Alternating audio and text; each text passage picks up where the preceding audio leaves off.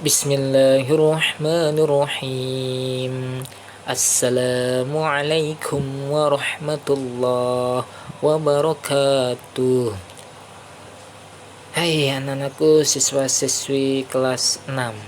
Bagaimana kabar kalian? Apa pelajaran kita sekarang?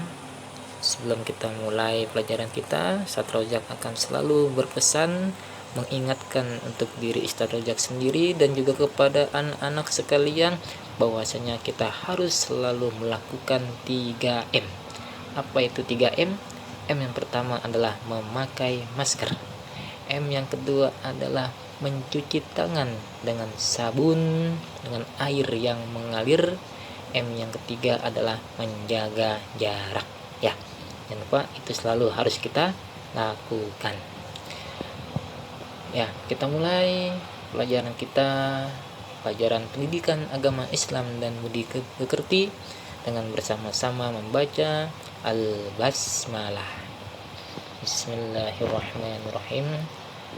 Anak-anakku, siswa-siswi kelas 6, pada hari Selasa yang lalu kita sudah sama-sama belajar mengenai iman kepada hari akhir. Dan pada hari ini kita akan belajar mengenai qada dan qadar. Pengertian qada dan qadar. Qada menurut bahasa berarti ketetapan atau keputusan. Sedangkan menurut istilah qada berarti ketetapan Allah sejak zaman azali. Apa itu zaman azali? Zaman azali adalah zaman sebelum Allah menciptakan makhluk, tentang segala sesuatu yang berkenaan dengan makhluk sesuai dengan iradah atau kehendaknya. Sedangkan qadar menurut bahasa berarti ukuran. Sedangkan menurut istilah, qadar adalah ketentuan Allah yang telah berlaku atas semua makhluknya sesuai dengan ketetapan dan ukuran Allah Subhanahu wa ta'ala. Allah Subhanahu wa ta'ala berfirman, Bismillahirrahmanirrahim, Alladzi lahu mulkus samawati wal ardh walam yattakhid waladan walam yakul lahu syarikun fil mulki wa khalaqa kulla syai'in faqaddarahu taqdira. Yang artinya, yang memiliki kerajaan langit dan bumi, tidak mempunyai anak, tidak ada sekutu baginya dalam kekuasaannya, dan dia menciptakan segala sesuatu lalu menetapkan ukuran-ukurannya dengan tepat. Quran Surah Al-Furqan ayat 2. Qada dan qadar memiliki hubungan yang saling melengkapi. Qada menggambarkan aspek perencanaan dan penentuan atas penciptaan segala sesuatu. Qadar adalah ukuran dan hukum-hukum yang harus ada pada setiap ciptaan yang direncanakan itu. Biasanya kita menyebut qada dan qadar itu dengan takdir. Jadi semua kejadian yang terjadi pada alam dan semua makhluk sudah sesuai dengan takdirnya. Allah Subhanahu wa ta'ala berfirman, Ma asoba min musibatin fil ardh wala fi anfusikum illa fi kitabim min qabli an nabra'aha inna dzalika 'ala Allahi yasir. Yang artinya, setiap bencana yang menimpa di bumi dan yang menimpa dirimu sendiri, semuanya telah tertulis dalam kitab Lauhul Mahfuz sebelum kami mewujudkannya. Sungguh yang demikian itu adalah mudah bagi Allah. Quran Surah Al-Hadid ayat 22. Macam-macam takdir. Takdir Allah tidak hanya tergantung pada keputusan serta ketetapan Allah saja, tetapi ada juga yang mengikut sertakan peran dari makhluknya. Maksudnya adalah keputusan Allah itu bisa berubah oleh sikap manusia. Dengan demikian, takdir bisa dibagi menjadi dua, yaitu takdir mubram dan takdir mu'allaq. Takdir mubram. Mubram artinya sesuatu yang sudah pasti. Jadi yang dimaksud dengan takdir mubram adalah ketentuan Allah yang pasti terjadi tanpa bisa dielakkan atau ditawar-tawar serta tidak bisa dirubah oleh manusia. Misalnya apa? Misalnya adalah kelahiran, kematian, jenis kelamin, usia, hari kiamat dan sebagainya. Ada suami istri yang menginginkan bayinya lahir laki-laki dengan harapan kelak bisa menjadi penerus keluarganya. Ternyata setelah bayinya lahir, ia berjenis kelamin perempuan. Nah, hal ini merupakan takdir Allah yang tidak bisa dirubah dan harus diterima oleh mereka. Allah mempunyai kehendak lain yang tidak diketahui oleh mereka. Nah, itu takdir mubram. Sekarang takdir mu'allaq. Mu'allaq artinya sesuatu yang digantungkan atau ditunda. Jadi takdir mu'allaq adalah ketentuan Allah yang mungkin dapat diubah oleh manusia dengan cara usaha atau ikhtiar dan berdoa. Allah Subhanahu wa taala berfirman, "Innallaha la yughayyiru ma biqaumin hatta yughayyiru ma bi anfusihim." Artinya sesungguhnya Allah tidak akan mengubah suatu kaum sebelum mereka mengubah keadaan diri mereka sendiri. Quran surah Ar-Ra'd ayat 11. Misalnya, orang miskin dapat menjadi kaya. Dan apa? Dengan rajin bekerja. Murid yang bodoh bisa menjadi pandai. Dengan apa? Dengan rajin belajar. Dan orang yang sakit bisa sembuh. Dengan apa? Dengan selalu menjaga kesehatan dan kebersihan. Seseorang tidak boleh hanya menunggu datangnya takdir, tetapi ia harus mau berusaha.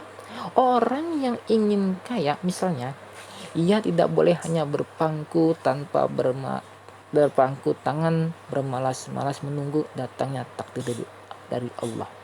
Ia harus mau berusaha, bekerja keras, hemat, dan juga berdoa kepada Allah jika mereka ingin kaya.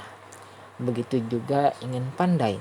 Seseorang tidak boleh bolos sekolah, malas belajar, dan hanya menunggu takdir Allah. Tetapi ia harus rajin belajar, rajin masuk sekolah, dan juga berdoa kepada Allah agar bisa pandai. Itulah contoh-contoh takdir mubram dan takdir mu'allaq. Dan sekarang perilaku iman kepada qada dan qadar. Di antara perilaku orang yang percaya kepada qada dan qadar Allah adalah sebagai berikut. Yang pertama, selalu bertawakal kepada Allah. Sikap tawakal akan tumbuh pada jiwa seseorang apabila mereka menyadari bahwa segala sesuatu yang telah terjadi merupakan kehendak Allah, dan ia yakin bahwa kehendak Allah tidak mungkin akan menyengsarakan manusia.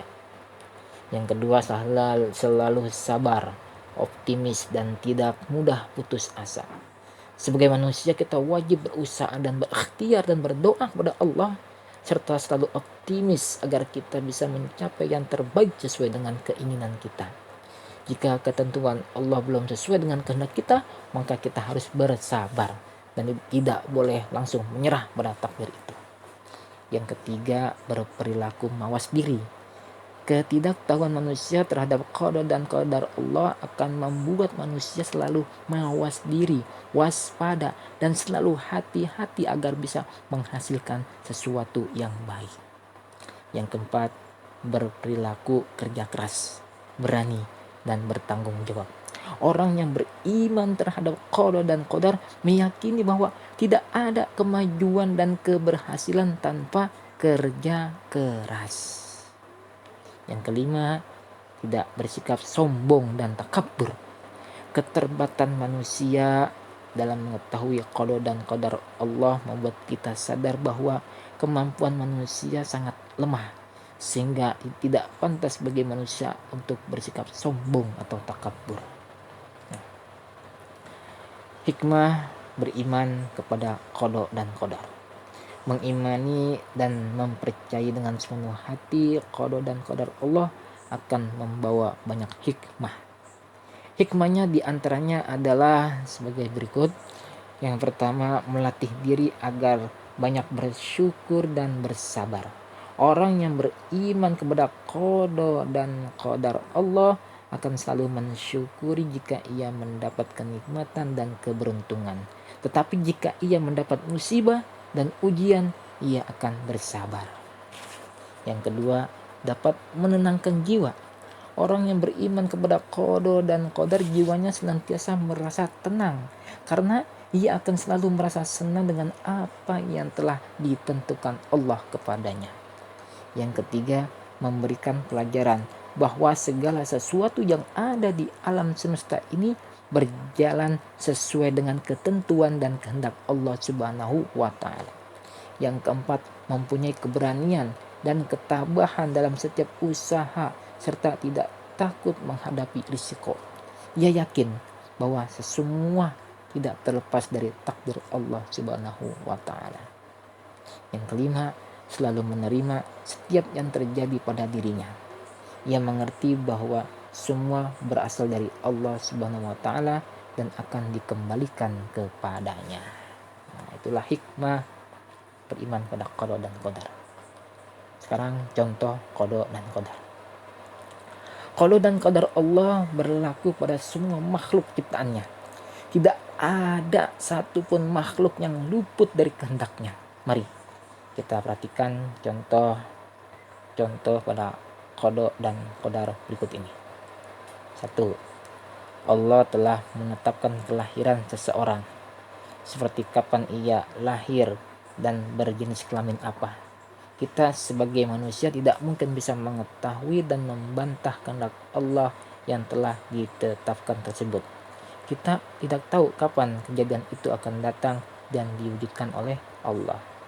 Contoh yang kedua, Allah menetapkan atau mentakdirkan bahwa Imron akan meninggal dunia pada hari Senin tanggal 19 Mei tahun 2020